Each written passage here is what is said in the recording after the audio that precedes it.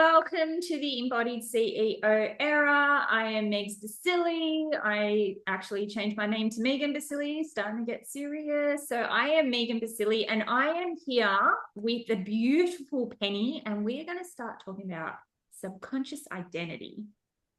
Welcome, Penny. I'm so excited that you're here and that we can connect from the other side of the world. How incredible is the internet? You know what? I love it. I've connected with so many people from, I'm just going to say down under Australia over the years because of a coaching program I was in. So I actually know quite a few people in Australia, and it's on my bucket list to visit one day. So when I get it planned, I'll let you know. Maybe we can touch base when I get there.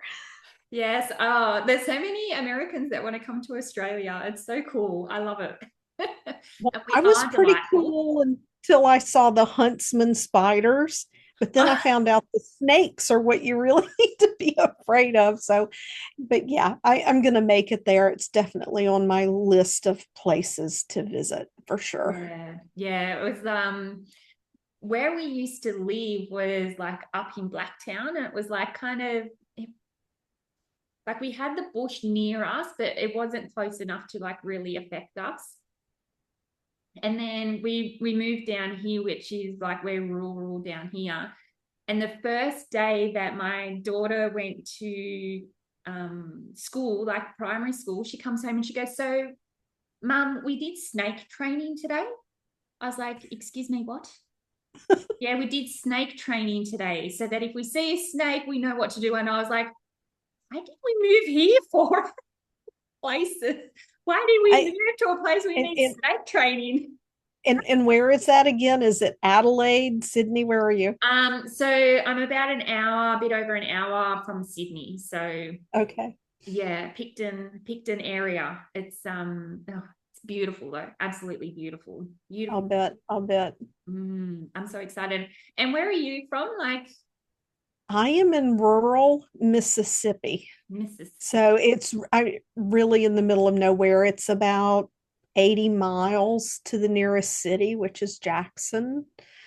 So it's just a small, quaint area, and I'm blessed that I can do my work virtually because it just gives me the opportunity to meet so many people. And I enjoy it. I like meeting people and connecting with people. Yeah, that's good. That's good. Well, we're gonna have to we must have to like people. All right, cool. So for someone meeting you for the first time, how would you describe the work that you do? Well, most all of us have what people like to call the inner critic, the inner voice, or that hesitation that we can experience sometimes. And typically that we can have habits of speech, but I work with people who have that coming from their subconscious identity. It's something that follows them around. And so basically I help them adjourn that internal board meeting that they have going every time they want to do something. There's all this back and forth of, well, should I do it like this? Or maybe I should do it like that. Well, is it my intuition or was it fear? We get to the bottom of it so that, you know, the women, it's mostly women, but some men can move from that place of authenticity and trust that their desires, what's important to them, what matters to them is enough, and that they're intelligent enough and resourceful enough that if they reach a moment where they're like, oh, well, maybe that wasn't exactly the most perfect decision, they can course correct without beating themselves up and going down that rabbit hole. So, really, just helping people step into that authenticity and be at peace in their mind with their decisions. Mm, that is so massive because, like, a thing that's come out recently, it's probably not really that recently, but I feel like it's recently, is the um what do you call it? Like the ladder of emotions that are like high frequency and low frequency, and that Um, fear is the lower frequency, and faith and love and joy is a higher frequency. and they've come out with this thing that now even more or like more higher frequency, that the most highest frequency that you can actually get to is authenticity. So you've hit a real trigger point for me because I I was noticed in that. healthcare for 25 years and I spent 15 of that in anesthesia, and have my master's in nurse anesthesia. So I know how to do the research. And when I see things like that, I want to be able to tell people I went so far down the rabbit hole. And I can tell you that when we're in a place where we're trusting in ourselves enough, and this is from a spiritual perspective, not scientific, when we're in a space that we trust ourselves enough and we believe in ourselves enough to lean in that intuition, and we are in that space of authentic expression, we are in that frequency of unconditional love. We are in that frequency of being where there's no fear, there's no anger. So, is that probably the highest vibration emotion? Yes, because we do all the emotional work and the mindset work to get into that space. I know that there's the graph of the colors and the frequencies, and people often reference the Spain scale of emotion. So I went down the rabbit hole. I wanted the proof because I rewrote, created almost an entire self study for my hypnosis training last year. And I wanted to pull in some neuroscience and some of the spiritual bits. The Spain scale of emotion, when it measures frequency, it literally means the number of times a person experiences a feeling. It's not a vibrational frequency. So I do believe that fear, anger, shame, all of those things are low frequency emotions, but somewhere along the way, with someone teaching, two things got conflated into one. Mm. And it's so I'm just, yes, I believe authenticity is the highest frequency we can be in. There's just I have people who've quoted it. I've asked them, please send me the link to the study. Please, please, please. And I, nobody has it. Everybody talks about it, but nobody can share it. But I do know that original graph is in a book, and the context that it talks about is not the same context as that Spain scale and 25,000 people in a Faraday cage. And what was the highest frequency that didn't, I don't think they have a Faraday cage the size of a university stadium. So I did my best to find it. If you can prove me wrong, please do. I would love for you to prove me wrong. I'm not going to go down that rabbit hole. Thank you. Because I like when I hear like I challenge things as well. Like I'm like, but is that really what it is, or is that just regurgitated nonsense that you've heard about 5 times and now it's starting to sound like a good idea, so you just follow through with it? And when I hear that just get on the same frequency as money, I go, okay, so how many hertz is that? And how do I raise my vibrations to a certain amount of hertz? It's like, no, it's not that.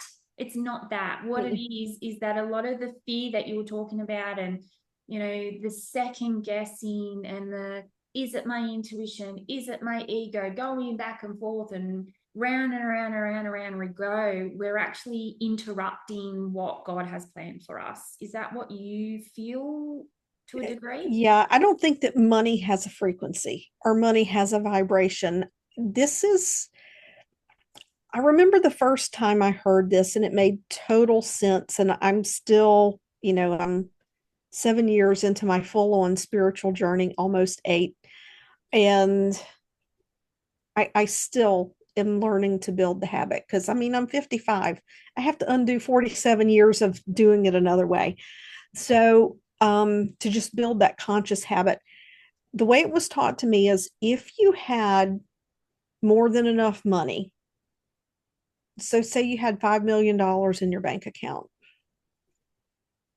what would you feel? And people can really, dance all around it. Well, it would be so good. I wouldn't be worried about this. I wouldn't be worried about that. Well, when we're not in fear and we're not in worry, we're at peace, Mm, that everything is okay.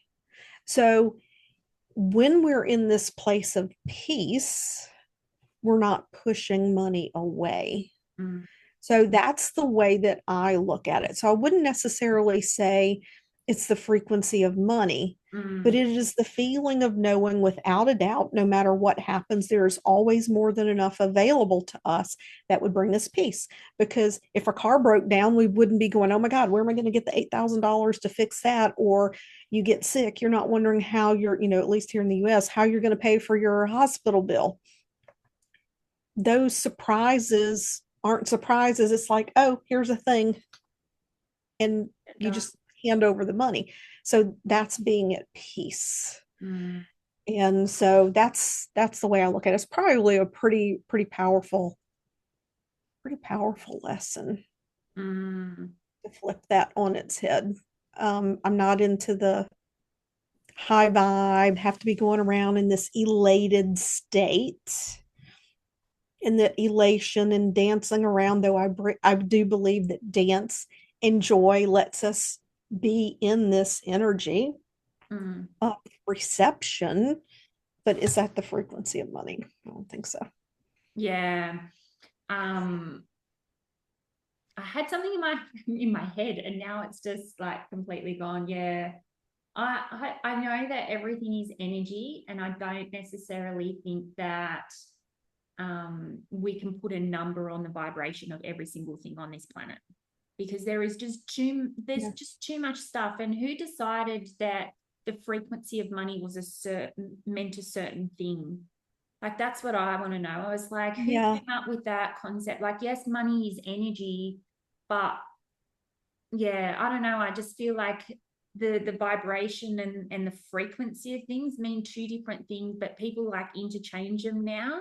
And it's just become this interchangeable kind of terminology that nobody actually really understands I don't, degree. I agree with you because, I mean, I'm a hypnotist. So obviously I pay attention to words. Words matter. But I do think that you're exactly right. There's this conflation between energy and frequency and magnetism, and um, thoughts are electric, our emotions are magnetic, and I think that people repeat what they hear to the level that they can understand it, Yeah. because that's true for all of us. Mm-hmm. I apprentice with a shaman, and it's so interesting. I'll read something and then I'll go back and I'll reread it again, and when I read it the first time, I got it at one level, and then I come back and I read it again. I'm like, man, how did I miss that? But it's because I had only cleared so much to be able, we can only understand to the degree that we understand, and we have to peel back the beliefs that we carry. We have to peel back the things that we just assume are true because that's the way we always experienced it. The more we peel those things back, we get to go in deeper and go, holy crap.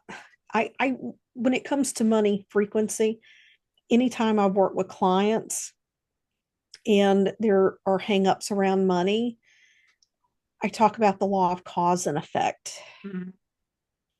because money is the effect. If you chase money, it's going to run from you. Mm-hmm.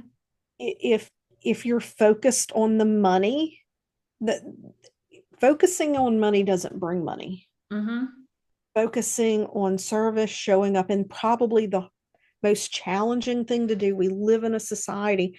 I don't know if you were planning on talking about money, but we're here, so let's Over here, let's let's go go with there. it. It's something that we all deal with.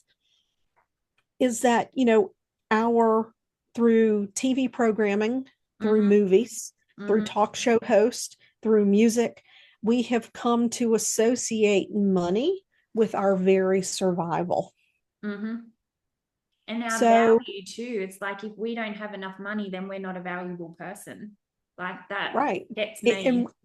Yeah, and we can't access the opportunities and all of those things. And money is none of those things. If you were to get dropped off in the middle of a jungle, you could have $10 million, and that's not going to get you squat. You know, it's not going to do anything for The you in the tiger middle of doesn't care how rich you are. you better start finding a way to collect some water to drink and something to eat and some shelter, whatever the case may be. But I tell people it's that law of cause and effect. How can I be of service in a way that feels good to me? And that doesn't mean you're going to be excited about what you get to do in your business every day. Mm-hmm. So, for those of you who are newer entrepreneurs, we get to do things that may not necessarily light us up until we can hire those things out, but we can still be excited about what we do. And when we're excited about what we do, people are going to be drawn to that. They're going to be attracted to that. And then the money is the effect. Mm. So you have to become detached from the outcome. And here's the nuance: detached from the outcome, but when you run a business, you still have to be aware of the feedback that you get in your business that lets you know if you're actually moving in the right direction. Yeah, 100%. um do you know who Damon John is? He's one of the sharks on Shark Tank here in the Oh, yeah. US. Yeah. Okay. Yeah. Really amazing story of how he came to be successful. But I heard him sharing in an interview one day that he writes out 10 goals, and 6 of those 10 goals are unobtainable. He Mm. makes them so big he can't reach them. And every 6 months he renews his goals. Yeah. Right. And he just makes them so big that he can't achieve them, so that he's always looking for what's bigger and what else is possible in what he's doing. And it helps him to be detached from Mm. the outcome. So there's no finish line. There's no goalpost that well, if I can't get there, I passed or failed. Yeah. There's no pass fail. There's no, it's like, okay, how do we adjust and keep going? How do we Mm. adjust and keep going? And so if you can let go of the money number and just show up and serve, and be sure to you work through your stuff so that you can charge an appropriate amount for the transformation you bring and all of those things. It's interesting to put into practice, especially if you spent years earning a paycheck before you went into business. It's a real mindset flip for Mm. sure. It definitely is. Yeah. Like I didn't start either of my businesses. I was a hairdresser. I had my salon in here. Now I do this, and I've got like hair, bridal hair, and event hair on the side. And I never started any business for money. I did it for fulfillment, because I just like, I love serving and I love helping people.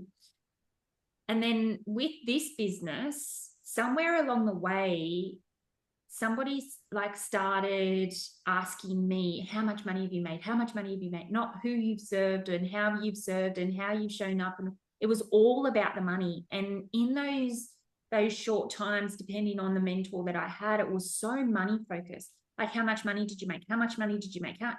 And all the posts that I was seeing is, oh, my client made this much money and I made this much money. And they were all decent size numbers. And that shifted my focus away from service and just to money.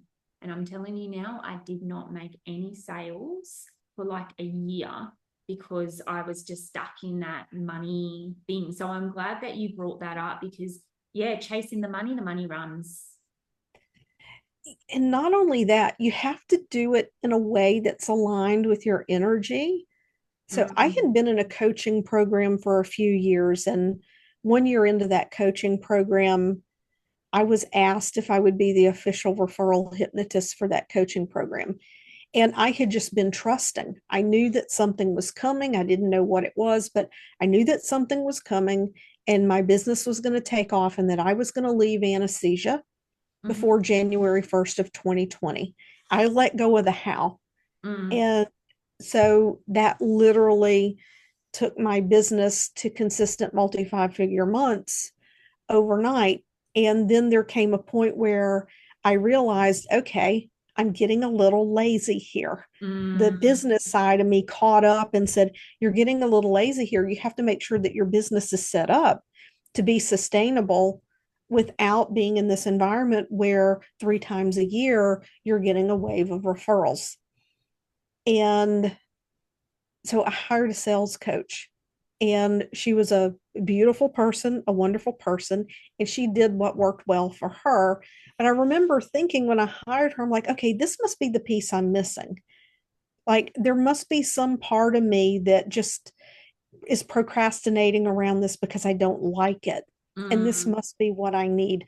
I pivoted my offer, and I started doing sales in a way that honestly, I could just, some days it would make me want to hurl into a bucket.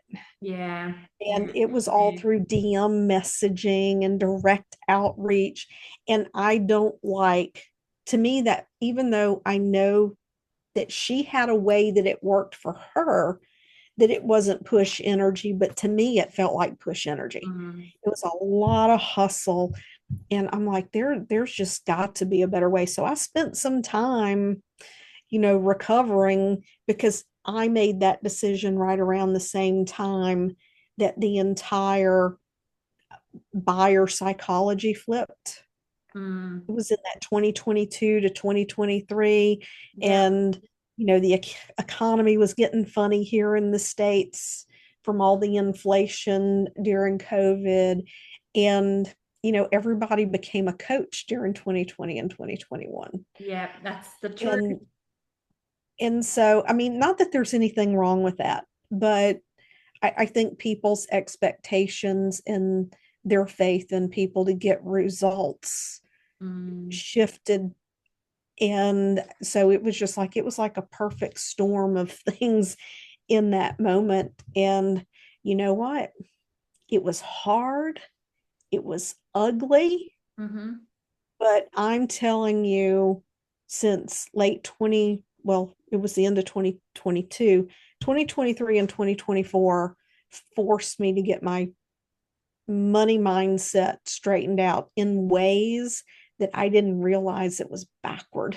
Mm, And that was where I came to this realization of how the way that we look at our success, the way that we look at whether or not we're meeting our responsibilities as a mother or a father, or a partner when it comes to, financial stability and future. I did not realize how much in my own subconscious money was tied to just basic survival. mm-hmm. And all of that had to be decoupled. It was it was messy, but I'm better for it now, because now I can make decisions that are used to be really, really scary. And it's like, let's do it. Let's try it. Let's see what happens. Yeah. Yeah. Because I 100%. know it's not the end of the world. Exactly. Exactly. Failure does not mean death. But um, failure means we're learning to do something better. exactly. Exactly. I love that. I love that analogy. So tell me, Penny, what is the most favorite part about what you do? Oh, I love that you had this question down. Um, because I don't even have to think about it to answer it. The moment when somebody realizes, holy crap, I really don't have to live with this anymore. And Mm, not the holy crap, I don't have to live with this. Do you mean you can help me? I mean, the moment they realize it shifted and it's not there anymore. mm, It's like, you told me I didn't have to, but holy crap, don't have I really don't have to. mm, Because a lot of times I do identity level work. And so we can think of like overthinking or procrastination, or the clients I work with generally have multiple things going on at once. And because they have multiple things going on at once, we pick the biggest and we just start chipping away. mm, And I will see these small, subtle shifts. And I'll ask them how they're doing. And, they'll let me know. And I'll say, but wait a minute. And they'll be like, yeah, but this thing happened. I'm like, whoa, wait a minute, back up. you said that you had this conversation with your assistant and that you handled it XYZ. Well, yeah, but I said, no, no, no buts. Go back. Mm-hmm. When you and I met, you couldn't even have that conversation because you were afraid. I said, what happened as a result of the conversation? Oh, well, they just had no idea that it needed to be the other way. And now we have a plan and it's actually easier now than it was before. I'm like, There you go. hello, when?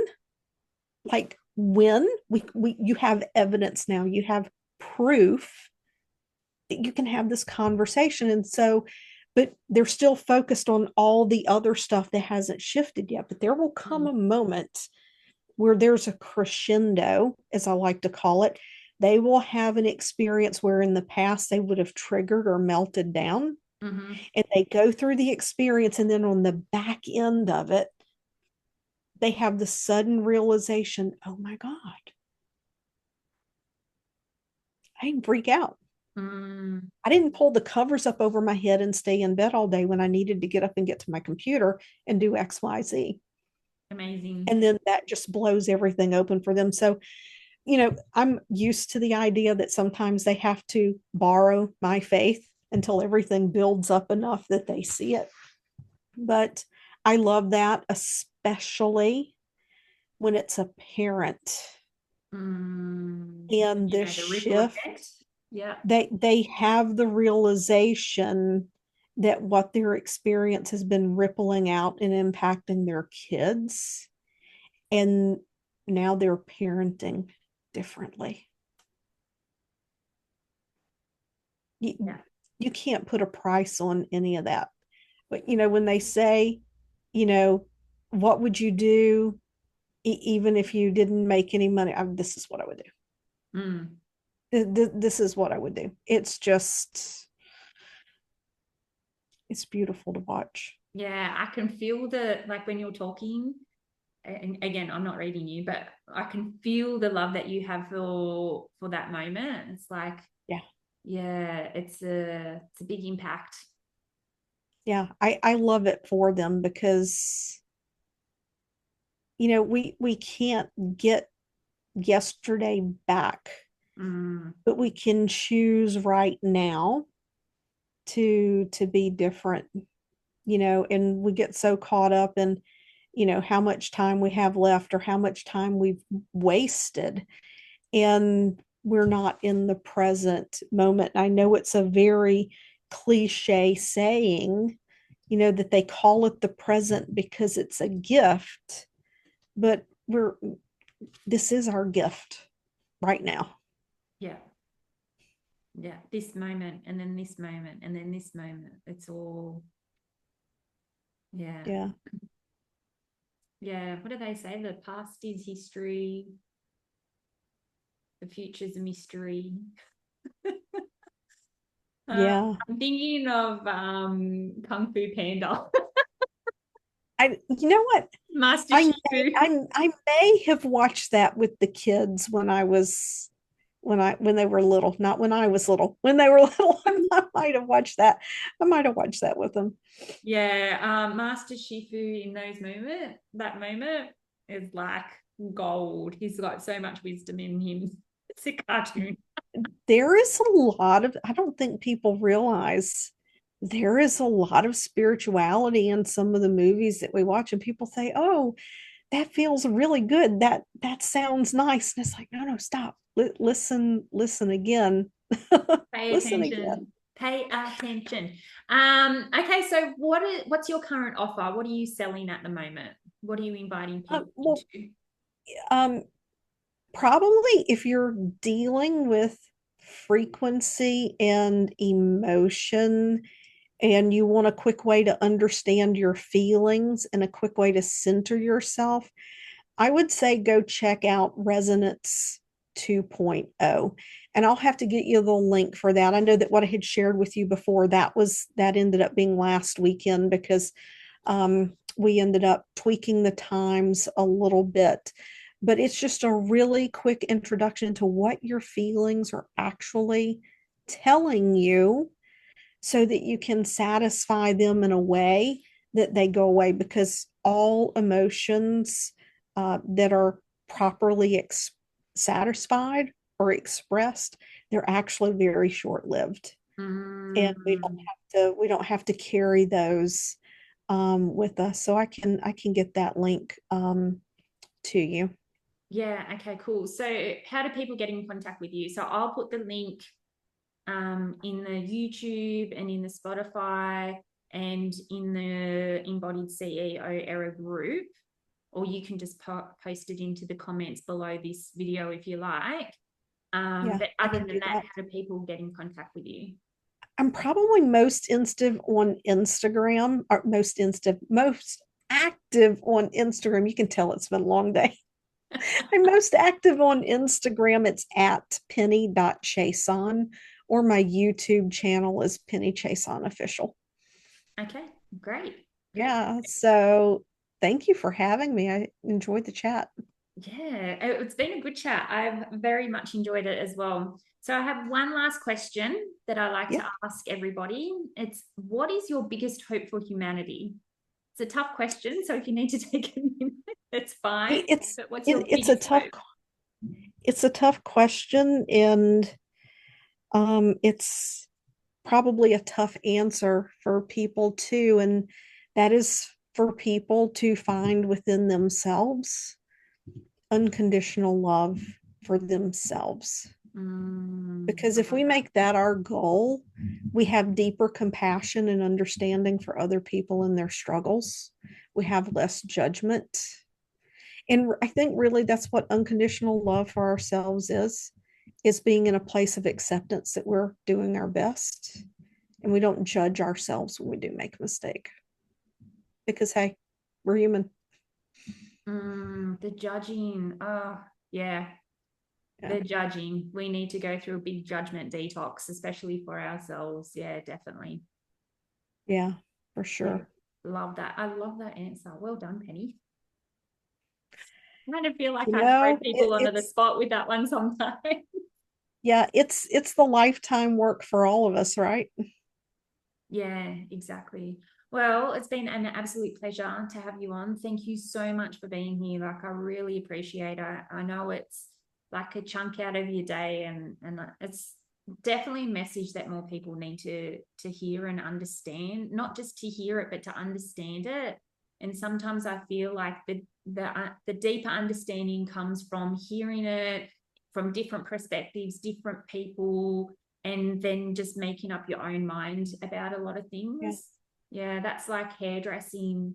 You know, I can do a haircut, somebody else can do a haircut. I've learned off multiple different people. I like that technique, I'm going to take that. I like that technique, I'm going to take that, and just make it my own. So I think that the more people that hear this kind of stuff and make it their own, not just regurgitate the nonsense, but actually understand it and use it as their own, I think this world will be a better place. Yeah.